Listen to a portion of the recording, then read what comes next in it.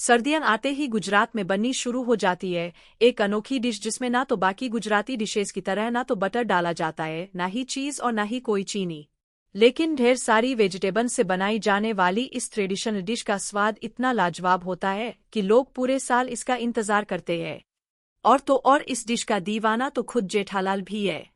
तो चलिए आज आपको दिखाते हैं जेठालाल की पसंदीदा डिश उबाड़ियों को बनाया कैसे जाता है।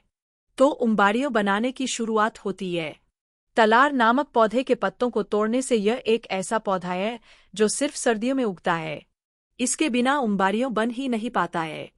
दूसरी जो जरूरी चीज होती है वो है रतालू। इसका इस्तेमाल भी उबाड़ियों बनाने में सबसे ज्यादा किया जाता है। रतालू को लेकर इनको छोटे छोटे टुकड़ों में काट लिया जाए और काटने के बाद इन्हें एक टब के अंदर निकाला जाता है। उसके बाद इसमें कटे हुए शकरकंद को भी डाला जाता है और अब शकरकंद के बाद इसमें सुरती पापड़ी को भी डाला जाएगा।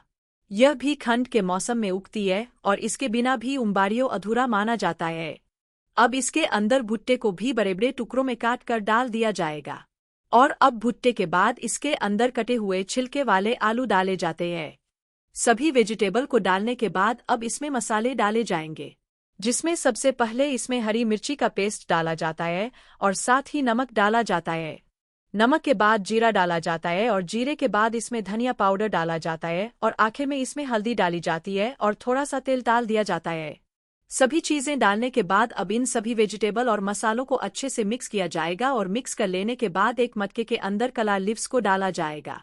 फिर इस मटके के अंदर सभी वेजिटेबल को डाल दिया जाएगा और पूरा मटका भरने के बाद इसके ऊपर फिर से कलार की पत्तियों को लगाया जाता है और अब आखिर में इसको पकाने के लिए जमीन पर पत्तियों को बिछाया जाता है और इनके ऊपर मटके को उल्टा रख दिया जाता है।